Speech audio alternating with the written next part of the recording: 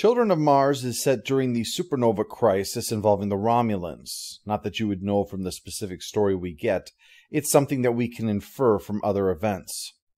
This is the story of Kina and Lil, both of whom have parents who work for Utopia Planitia.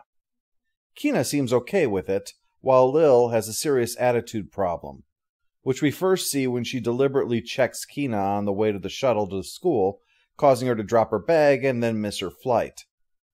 I am curious because Utopia Planitia is running a skeleton crew, as seen in Star Trek Picard's second episode, because today is a holiday. We even see in this episode that it is First Contact Day, yet school is still in session. So apparently this holiday is to celebrate parents getting a break from their kids. We can infer that Lil is separate from any of the other cliques, but it might be because she's a bitch. Of course, it could work the other way, ostracizing leading to acting out.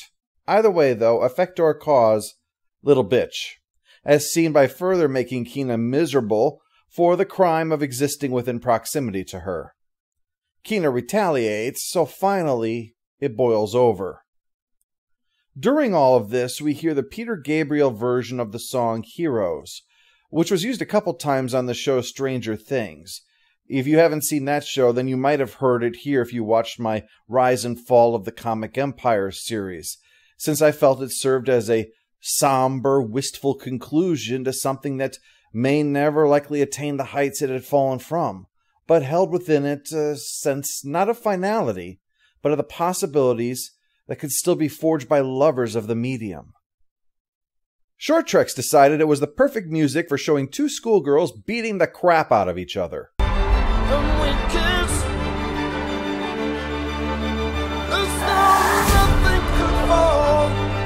It's like the lyrics were written for that scene, wasn't it? The fight finally gets broken up and the girls placed in a timeout in the lobby when the alerts start coming in about what's happened, the attack by rogue synths on Utopia Planitia, and the colony and the devastation that it's causing. An image of Picard is seen where he's quoted as calling it devastating. The two girls then hold hands and scene. All it's missing is 2 steps from hell or a record scratch to make clear this is a trailer.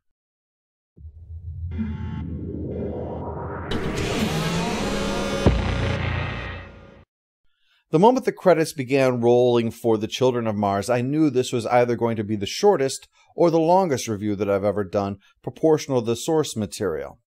Shortest because there's pretty much nothing else I can add.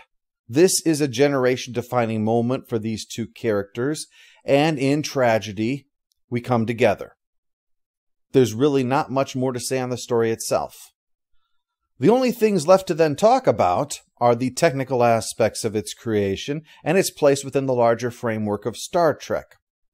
All of which would mean that this review would exceed the length of the source material. And since a major part of this is negative, well, this is just painting a bullseye on my head to ramble longer than the source material itself is about how much the source material sucks.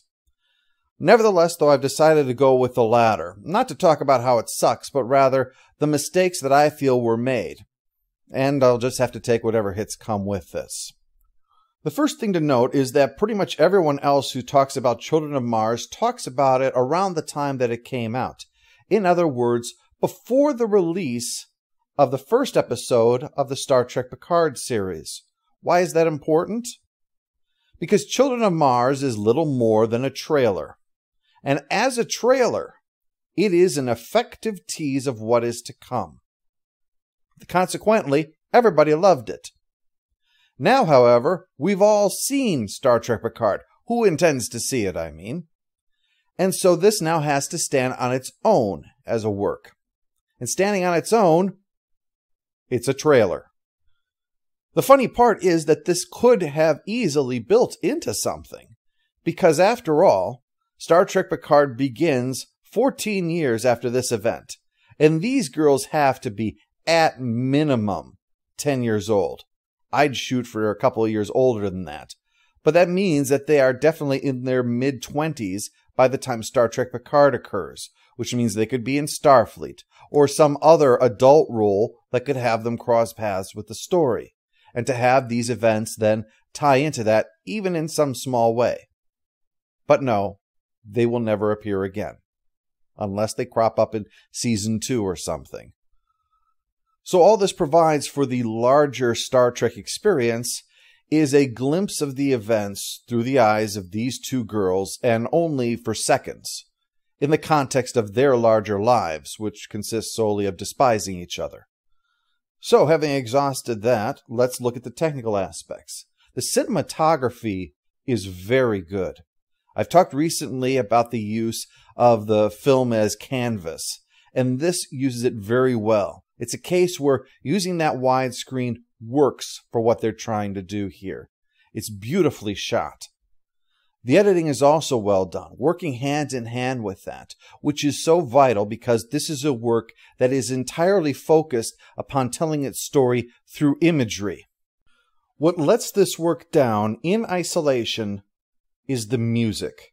Now, don't get me wrong, this is an absolutely beautiful song. It just has absolutely nothing to do with the story, and yet it is placed front and center in the story. If this had been the instrumental version, then this would have worked. It's the inclusion of Peter Gabriel's vocals that is the problem, because the lyrics have nothing to do with the events that we're witnessing. There's no connection to our characters or to the events. The song is called Heroes. These girls don't act like heroes. We don't see anyone act heroically. The only hero that is visible at all is a frozen image of Captain Picard on a screen who's not doing anything heroic, merely commenting that this is a bad situation. So all of the stuff about heroes doesn't fit. What's more, it doesn't serve as an ironic contrast to events either, because while the song is about heroes, it's not fixated upon that topic. It's both too far and not far enough from what the story is actually about, and so the song doesn't fit. There's only one part of the song's lyrics which would be applicable, and is probably the reason that it was considered.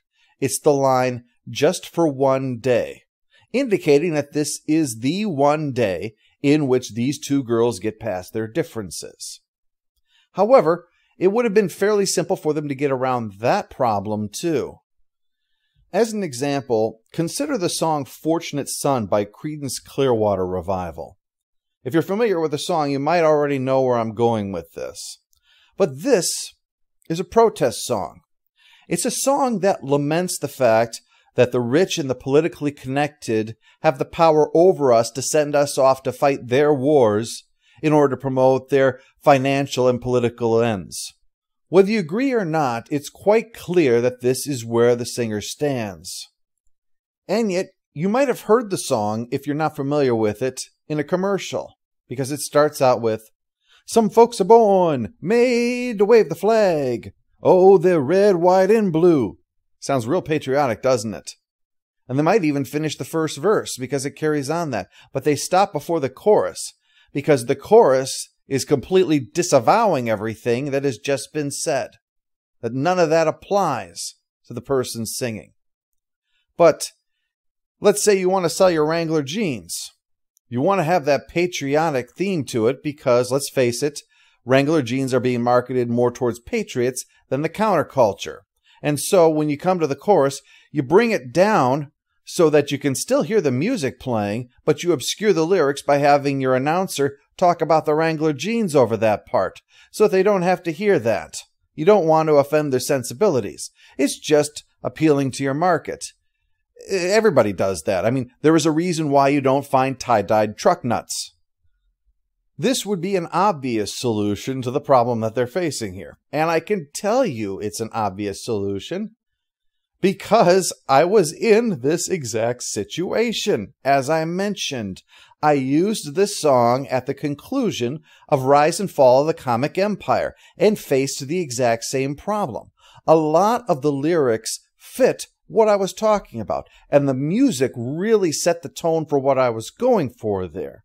But there were some parts that didn't apply. When those parts came, I then brought the music down. I spoke very serenely and seriously about the events that were relevant to my discussion and also fit the tone of the music.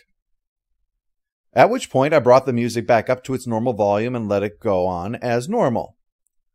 This is an obvious technique, which was why it floors me that this never occurred to anyone, because there are so many things that they could have talking in here, even leaving aside that having the two girls be mostly silent throughout the whole work. There's plenty of reasons to have a monitor speaking and saying things up on current events. There's the Romulan supernova crisis. There's the mass evacuation being planned. There's the use of synths in the construction of said fleet. There's even the fact that today is a holiday. All those things have something that you can have speaking over to obscure the irrelevant lyrics. Just like I did, because I knew that if I'm trying to talk about the fall of comic books and the need for them to reinvent themselves in order to survive, I probably don't need to include the part about Peter Gabriel wishing he could swim like a dolphin. So yes, I'm not saying that this work sucks. All I'm saying is that in isolation, which is by design, this work can only be judged by what we're given. And what we're given isn't properly executed in this one very central aspect. And it's a very, very subjective thing too. I'm sure for many of you, this never occurred to you. You never noticed it. Or if you did, it didn't matter to you.